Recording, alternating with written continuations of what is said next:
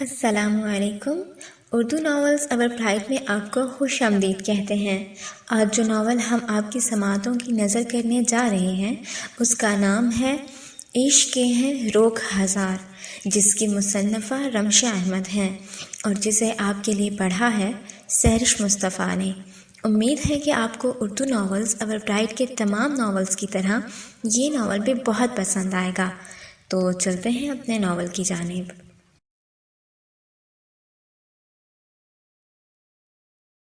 بچپن سے ہی اسے اسبق کو تنگ کرنے کی اتنی عادت پڑ چکی تھی کہ اب اگر وہ اسے کچھ نہ کہتی تھی تو اس کے ساتھ ساتھ تمام گھر والوں کو بھی عجیب لگتا تھا۔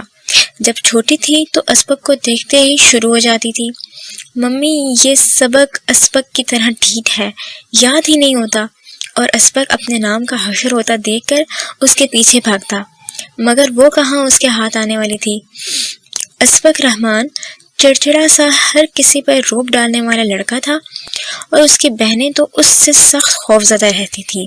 اگر کوئی اس سے زیادہ خوفزدہ تھا تو وہ صرف آفرین تھی، جو اسبق کو تنگ کرنے کا کوئی موقع ہاتھ سے نہ جانے دیتی۔ سنو جتنے کلمے جتنی آیتیں یاد ہیں پڑھ لو۔ وہ آندھی و طوفان کی طرح آئی اور دھب سے صوفے پر گری۔ خیریت؟ امامہ نے حیرت کا اظہار کیا۔ کیا کوئی طوفان آ رہا ہے؟ اس نے دوبارہ پوچھا۔ ہاں، اطمینان سے بیٹھ کر میگزین کھول چکی تھی۔ تم لوگوں کو شرم نہیں آتی ہے؟ وہاں چچی اکیلی کچن میں سب کر رہی ہیں۔ اسبق کی آمد پر وہ سب بے ساختہ مسکرائی تھیں۔ ربابہ تو باقاعدہ گھٹنوں میں منہ دے کے ہنستی تھی۔ چلو اٹھو، چچی کے ساتھ کچن میں ہاتھ بٹاؤ۔ اور یہ تمہیں کیا ہو رہا ہے؟ کیوں کھی کر رہے ہو؟ اس نے ربابہ اور شمامہ کو گھورا۔ چلو تم دونوں بکس لے کر میرے کمرے میں آؤ اور دیکھو تم دونوں کی پڑھائی کی کیا صورتحال ہے۔ اور ماما تم فوراً چچی کے پاس چلی جاؤ۔ وہ اسفرین کو اگنور کرتا ہوا تینوں سے مخاطب ہوا۔ وہ تینوں منہ پر ہاتھ رکھے ہنسی کنٹرول کرتی باہر بھاگی اور وہ ہوں کہہ کر پلٹا۔ دروازے کے پاس دیوار پر آویزہ آئینے میں اپنا عکس دیکھ کر آنکھیں کی کھلی رہ گئیں۔ اس کے منہ پر سفید اور کالے رنگ سے نشق آری کی گئی تھی۔ عجیب مزہ کا خیز حلیہ تھا، اس لیے شاید سب ہنس رہی تھیں۔ وہ دانت کچکچا کر پلٹا۔ اسفرین تب تک وہاں سے کھسک گئی تھی اور اس کے پیچھے لپکا۔ تایا جان پلیز بچائیے۔ ہائے اللہ جی، میرے پیچھے فزکس کے سبق کو کیوں لگا دیا ہے؟ وہ بڑبڑاتی ہوئی آگے تھی جبکہ وہ اس کے پیچھے دادی جان کی سٹک لے کے دوڑ رہا تھا۔ اس نے اچھل کر دروازے کے اوپر بنے شیڈ کو تھاما اور اگلے پر وہ شیڈ کے ذریعے چھت پر پہنچ چکی تھی اور اسبق بہت اچھی طرح جانتا تھا وہاں سے وہ دیواریں پھلانگتی پھپھو زبیدہ کے گھر پہنچ جائے گی، اس لیے بڑبڑاتا ہوا باتھ روم میں جا گھسا۔ قسم سے یہ لڑکی ایک دفعہ میرے ہاتھ لگ جائے میں اس کا حشر کر دوں گا۔ وہ دھاڑا تو 5ویں لڑکیاں کان لپیٹ کر اپنے اپنے کاموں میں چت گئیں اور وہ باہر نکل گیا۔ اسبق بیٹا کیوں اتنا غصہ کرتے ہو؟ چچی نے کچن سے نکلتے ہوئے کہا۔ اسبق بیٹا غصہ نہ کریں تو ان کا کھانا کیسے ہضم ہو؟ اوپر سے دیوار پر منہ نکال کر وہ بولی۔ تم یہیں ٹھہرو، پھر بتاتا ہوں میں تمہیں۔ وہ سیڑھیوں کی طرف لپکا۔ اس کے اوپر پہنچنے تک وہ اپنے سٹائل میں نیچے بھی آ گئی اور وہ واپس پلٹ گیا۔ چچی جان پلیز آپ تو بیٹھیے۔ وہ چچی کو حیرت سے یہ کاروائی ملاحظہ کرتے دیکھ کر بولی تھی، اتنے میں اسبق اس کے سر پر پہنچ چکا تھا۔ کیا کہا اسفرین بی بی نے؟ مجھے غصے کیے بغیر کھانا ہضم نہیں ہوتا۔ اس کی لمبی چوٹی اسبق کے آہنی ہاتھ میں تھی۔ چٹیاں چھوڑ کر بات کرو، وہ پلٹ کر معصومیت سے بولی۔ اسبق نے اس کی بات انسنی کرتے ہوئے بالوں کو جھٹکا دیا۔ تایا جان اس کے کان کے پاس زور سے چلائی۔ اس نے کان پر ہاتھ رکھنے کے لیے اس کی چٹیاں چھوڑ دی تو وہ بھاگ گئی۔ تو واہ، اس نے کان میں انگلی ماری۔ اللہ نے اس کے گلے میں پتہ نہیں کون سا اسپیکر فٹ کر دیا۔ وہ بڑبڑایا۔ جو تمہارے کانوں کو پھاڑ سکے۔ وہ اپنے کمرے کی کھڑکی کھول کر چلائی، پھر فوراً ہی بند کر دی۔ امامہ یہ تمہارا ہی بھائی ہے نا؟ سگے والا اس کے پاس لیٹ کر پوچھا۔ ہاں، کیوں؟ اس نے شرٹ سیدھی کر کے ہینگر میں لٹکاتے ہوئے پوچھا۔ یار تم سب تو بہت کول مائنڈڈ ہو، مگر یہ توبہ توبہ، لگتا ہے اس کا سر سورج کے بالکل پاس ہے۔ اللہ نے اتنا لمبا قد خواہ مخواہ کر دیا۔ صرف سورج کی تپش کا ہی اثر ہوتا ہے، باقی تو نہ ہوا لگتی ہے اور نہ ہی چاندنی کی ٹھنڈی روشنی اتر کر اثر کرتی ہے۔ उसने असबक के लंबे कद को निशाना बनाया तो मामा मुस्कुरा दी। सुबह के लिए कपड़े तैयार कर लेना, सुबह यूनिवर्सिटी से फॉर्म लेने जाना है। मैं तो सोच रही थी तमाम डॉक्यूमेंट साथ रख लेंगे, फिल करके भी वो भी जमा करवाएंगे, वरना तो दूसरा चक्कर लगेगा। वो अपना ड्रेस तैयार कर चुकी थी। अच्छा ठीक है, वापसी पे लाइब्रेरी भी चलेंगे, मुझे कुछ बुक्स इशू करवानी है, उसने उठते हुए कहा। अगले दिन जब असबक उन्हें छोड़ने जा रहा था तो वो बुरे बुरे से मुंह बना रही थी। तुम्हें घर में कोई दूसरा बंदा नहीं मिला? इस उल्लू को पिक एंड ड्रॉप की जिम्मेदारी सौंप दी तुमने। चुप करो, उसने सुन लिया तो घी उतार के चला जाएगा, मामा ने टोका। असबक तुम रहने देना, हम खुद ही घर आ जाएंगे, इसने गाड़ी का दरवाजा खोलते हुए कहा। कोई ज़रूरत नहीं, मैं आ जाऊंगा, 12 बजे तक पहुंच जाऊंगा, इतनी देर में तो तुम फारिग हो जाओगी ना, उसने सख्ती से डपट कर अमामा से पूछा। पता नहीं भाई, इसने धीमे लहजे में कहा। ओके, यूं करना, मुझे फ़ोन कर लेना, मैं आ जाऊंगा, उसने नरमी से कहा। तो फ़ोन करने के लिए पैसे तो दे जाओ, इसने नदीदेपन से कहा। क्यों, घर से पैसे नहीं लाई? असबक को याद आया। फ़ोन करने के लिए तो नहीं लाई थी, तुम दे दो ना 50 रुपए, इसने हाथ बढ़ाया।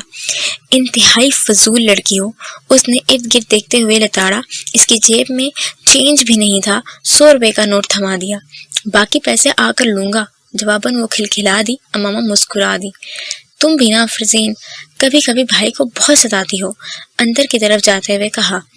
अच्छा मेहरबानी, एक अदा से कहा और जल्दी से इसका हाथ पकड़कर अंदर की तरफ बढ़ गई।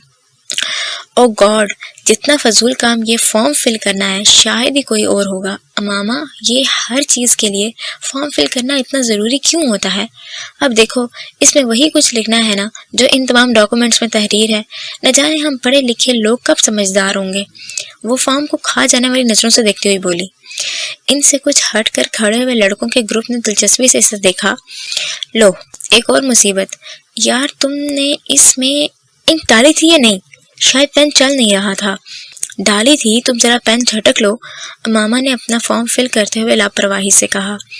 असफरीन जगमगा उठी।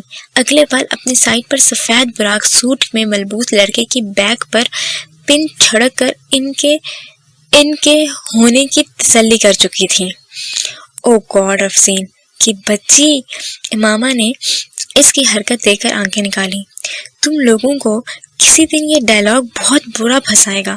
अभी मेरी शादी हुई नहीं, तुम लोग मेरी बच्ची की रट लगाए रखते हो। अब अगर किसी ने तुम्हारी बात पर यकीन करके बच्ची देखने की जिद की तो दांत लबों में दबाकर बाकी फिक्रा हजम कर गई।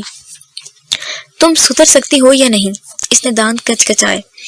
मामा डियर, तुम दोनों बहन भाइयों के दांत घिस जाएंगे, प्लीज तुम यूं मत किया करो, वरना बुढ़ापे में तो लोगों के दांत उतरते हैं, तुम्हारे घिसे हुए होंगे, इसने बड़े प्यार से समझाया।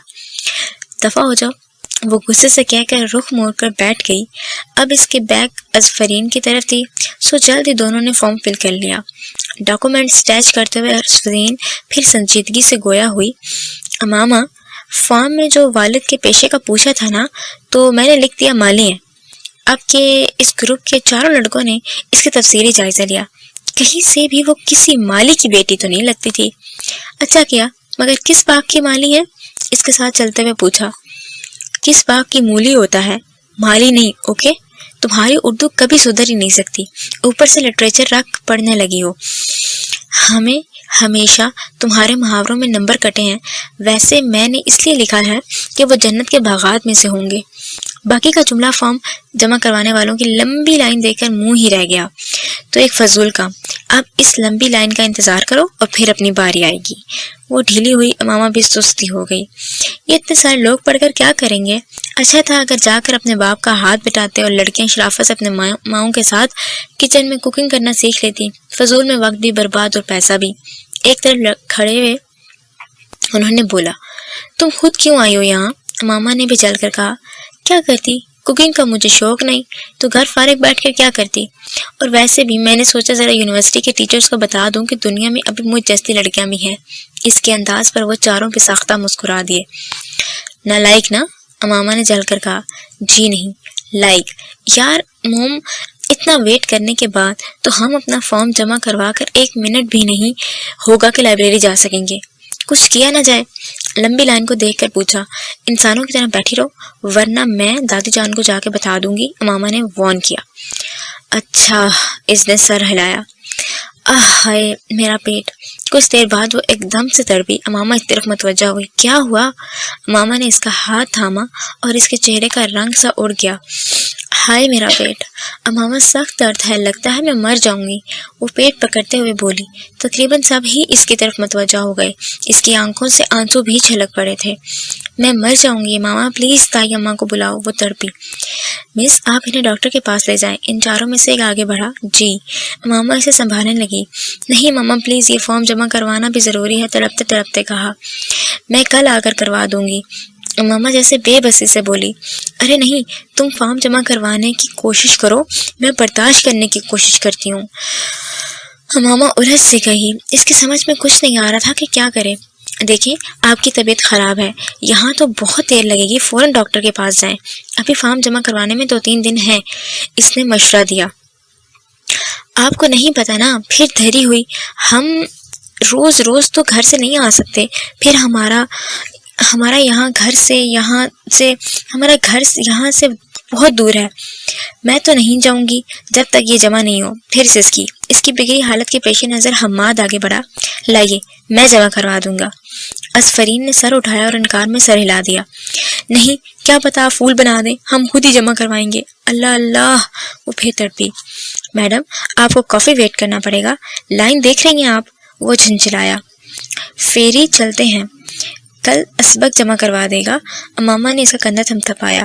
نہیں یار، وہ مجھے تانے دے گا کہ اس کے بغیر تو کوئی کام ہی نہیں ہو سکتا، وہ دھیمے سے بولی۔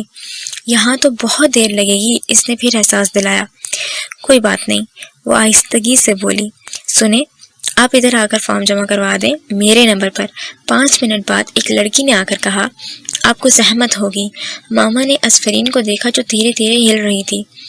اٹس اوکے، آپ جائیے ورنہ ان کی حالت مزید بگڑ جائے گی۔ مجبوراً وہ اٹھی۔ آپ پلیز اس کا دھیان رکھیں، لڑکی مسکرائی۔ اوکے آپ جائیں، میں یہاں بیٹھی ہوں۔ امامہ کاؤنٹر پہ چلی گئی اور ابھی بھی سسک رہی تھی۔ آپ ضد کیے بغیر ڈاکٹر کے پاس چلی جاتی تو وہ چیک کر لیتا، اس نے بات کا آغاز کیا۔ آپ نے خواہ مخواہ ہمیں اپنی جگہ دے دی، اب آپ کو آخر میں جمع کروانا پڑے گا، اس نے آنسو صاف کرتے ہوئے کہا۔ ارے نہیں، میں نے ان سے کہہ دیا تھا کہ آپ کے بعد میں ہی جمع کرواؤں گی، آپ اس کی فکر نہ کریں۔ آپ ایسا کیجیے گا، یہاں سے سیدھا کسی اچھے سے ڈاکٹر کے پاس جائیے گا، اس نے پھر تاکید کی۔ وہ دل سے مسکرائی۔ ماما آئی تو اس نے دل سے شکریہ ادا کیا۔ تھینک یو، آپ نے ہماری بہت مدد کی ہے، اس نے لڑکی کا شکریہ ادا کیا۔ اٹس اوکے، آپ انہیں ڈاکٹر کے پاس لے جائیں، میں اپنا فارم جمع کروا دوں۔ وہ خدا حافظ کر کے لائن میں چلی گئی۔ ماما نے اصفرین کو سہارا دے کر اٹھایا۔ وہ دونوں دھیرے دھیرے چلتی باہر آ گئیں۔ میں اسبق کو فون کر کے کہہ دیتی ہوں کہ وہ آئے اور ہمیں ڈاکٹر کے پاس لے جائے، اور وہ باہر آ گئیں۔ رہنے دو، ابھی اس کے آنے میں بہت وقت ہے، یہاں سے پہلے لائبریری چلتے ہیں اور پھر گھر جا کر اسے فون کر کے بتا دیں گے۔ امامہ نے رک کر اسے گھورا اور وہ کھلکھلا دی۔ تم نے ڈرامہ کیا تھا؟ اس نے اصفرین کا بازو پکڑ کر رخ اپنی طرف کیا۔ اتنی دیر میں انتظار نہیں کر سکتی تھی، چلو اب یہاں کسی کو پتہ چلا تو شامت آ جائے گی، مجھے لائبریری بھی جانا ہے۔ وہ بمشکل ہنسی کو کنٹرول کرنے پائی تھی۔ ماما کا موڈ بگڑ چکا تھا، تیز تیز قدموں سے لائبریری کی طرف بڑھ گئی اور وہ دھیمے سے مسکراتی اس کے پیچھے چلنے لگی۔ اصفرین اور امامہ فارم جمع کروا کر وہاں سے جا چکی تھیں اور وہ چاروں لڑکے ابھی اپنی باری کا انتظار کر رہے تھے اور ادھر ادھر کی باتوں میں مصروف تھے۔ حماد آج شام کو کالج آؤ گے یا پھر چھٹی کا ارادہ ہے؟ سائم نے پوچھا۔ ان چاروں نے امتحانوں سے فارغ ہوتے ہی ویب ڈیزائننگ کی کلاسز جوائن کر لی تھی۔ یار میرا موڈ نہیں ہے، میں نہیں آؤں گا، وہ بیزار کن لہجے میں بولا۔ کیا تکلیف ہے تجھے؟ کیوں سب کو تنگ کرتا ہے؟ حماد نے آنکھیں موند لیں۔ پتہ نہیں کیوں جی اجاٹ ہو گیا ہے دنیا سے، لوگ، رشتے ناتے، سب سے جی اٹھ گیا ہے، دل چاہتا ہے میں بس اپنے کمرے میں اکیلا لیٹا رہوں۔ سائم نے پیار سے اس کے بکھرے بال سنوارے۔ حماد ایسا کب تک چلے گا؟ تو زندگی کو بوجھ کیوں سمجھنے لگا ہے؟ اور تو یہ کیوں نہیں سمجھتا کہ تو اکیلا ہے؟ ہم سب ہیں نا تیرے ساتھ، تو یہ کیوں سوچتا ہے؟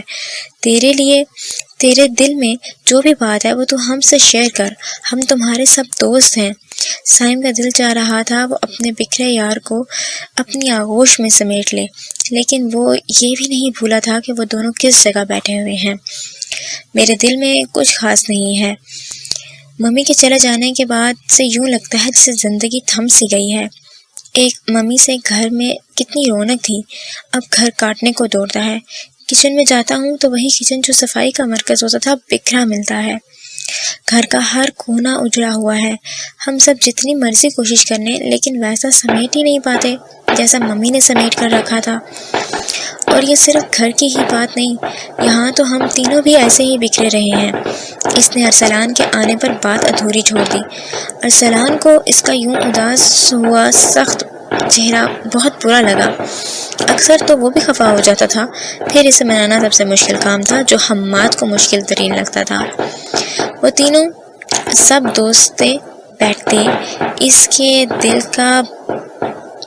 دل کو بہلا رہے تھے کہ ارسلان کے موبائل پر حماد کا فون آ گیا۔ تمہارا موبائل کہاں ہے؟ اس کے ہاتھ میں موبائل آیا تو اس نے پہلا سوال کیا۔ وہ بھائی جلدی میں نکلا تھا نا تو گھر ہی رہ گیا، اس نے دھیمے لہجے میں کہا۔ حماد تم کب ذمہ دار شخص ہو گے؟ ہمیشہ کوئی نہ کوئی چیز گھر بھول جاتے ہو۔ تجھے پتا ہے نا میں وقتاً فوقتاً فون کرتا رہتا ہوں، پھر بابا بھی کرتے ہیں۔ تیری کیئرلیس عادتوں کی وجہ سے ہمیں کتنی پریشانی اٹھانی پڑتی ہے۔ بابا آدھے گھنٹے سے مسلسل ٹرائی کر رہے ہیں اور 15 منٹ تو مجھے بھی ہو گئے۔ پھر مجھے اچانک خیال آیا کہ میں ارسلان کو فون کر لوں، اور اگر تجھے یونیورسٹی جانا تھا تو کم از کم مجھے بتانا تو تھا نا۔ وہ منہ لٹکائے اس کی ڈانٹ سن رہا تھا۔ اچھا اب منہ نہ لٹکا، ان کی بات پر بے ساختہ منہ پر ہاتھ پھیرا۔ آپ کو کیسے پتہ چلا؟ ساتھ ہی یہ جملہ بھی منہ سے پھسلا۔ جانتا ہوں جب تیرے موڈ کے خلاف بات ہو رہی ہوتی ہے تو منہ لٹکا کر معصوم سی شکل بنا لیتا ہے۔ اس کے جواب پر وہ مسکرا دیا۔ اچھا رات میں نے تمہارے والٹ میں ایک پیپر رکھا تھا، ذرا نکال کر دیکھو۔ ان کے کہنے پر عمل کر کے اس نے پیپر نکالا جس میں کچھ کتابوں کے نام لکھے تھے۔ لائبریری سے یہ کتابیں ایشو کروا کے لیتے ہیں نا؟ میں 3 دن سے ٹرائی کر رہا تھا لائبریری جانے کی، مگر مجھے ٹائم ہی نہیں مل سکا۔ یار تو واپسی بھی لیتے آئے گا نا؟ مجھے ان کتابوں کی سخت ضرورت ہے۔ انہوں نے ہمیشہ کی طرح مصروفیت کا رونا رویا۔ اچھا بھائی لیتا آؤں گا۔ اس نے حامی بھری تو وہ شکریہ کے بعد خدا حافظ کہہ کر موبائل آف کر گئے۔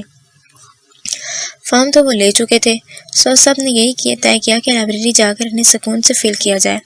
تابش نے بھی کمپیوٹر سے منسلک چند کتابیں دیکھنی تھیں، اس لیے چاروں لائبریری کی طرف چل پڑے۔ اچھا بابا بس بھی بس بھی کر دو۔ ایک تو تم ناراض شوہروں کی طرح روٹتی ہو جسے مناسب سے مشکل کام ہوتا ہے۔ حماد مطلوبہ کاؤنٹر کی طرف جا رہا تھا جب اس کے کانوں میں جھنجھلائی سی آواز پڑی۔ اس نے شیلف کی کتابوں کو ہٹا کر دوسری سلم دیکھا۔ اسفرین اور امامہ کو دیکھ کر حیرت ہوئی۔ کبھی کبھی تم کتنی ذلیل ہو جاتی ہو، ضرورت کیا تھی ڈرامہ کرنے کی؟ تھوڑا وقت ہی لگتا نا، کیا ویٹ نہیں ہو سکتا تھا؟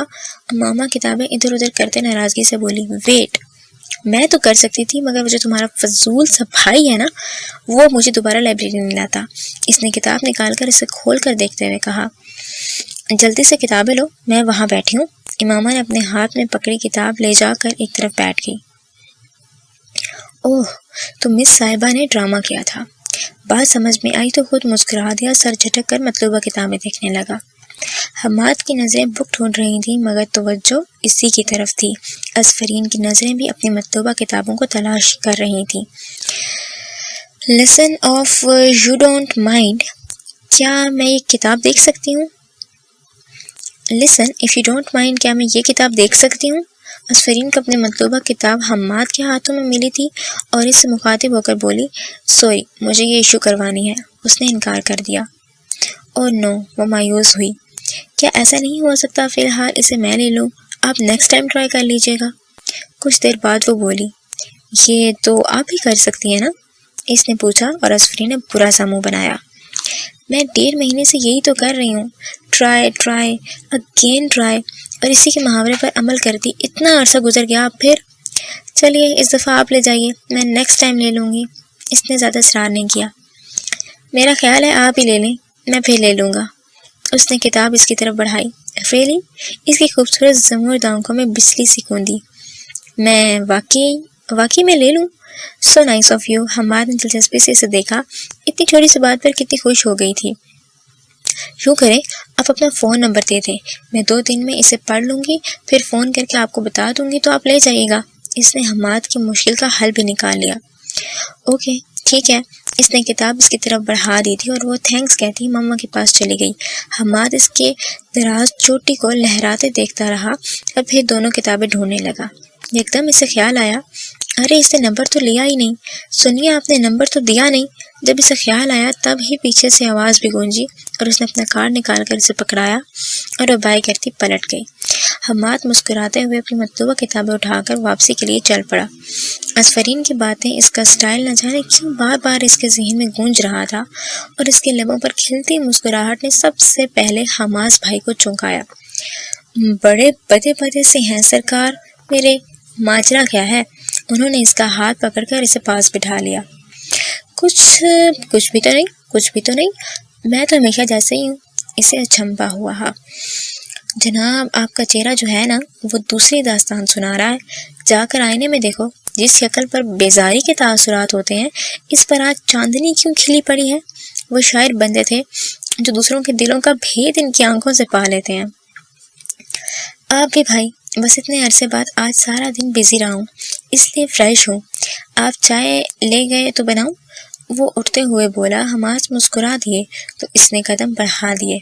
حماد چندا، وہ جب بہت پیار سے اسے بلاتے تو چندا ہی کہتے تھے۔ میں چاہتا ہوں تم ہمیشہ ایسے ہی خوش رہو۔ اس کی بات سن کر حماد مسکرا کر کچن کی طرف چل پڑا۔ حماد کچھ دیر کی چھوڑی خالی جگہ کو دیکھتا رہا اور پھر جھٹک کر کتاب کی طرف متوجہ ہو گیا۔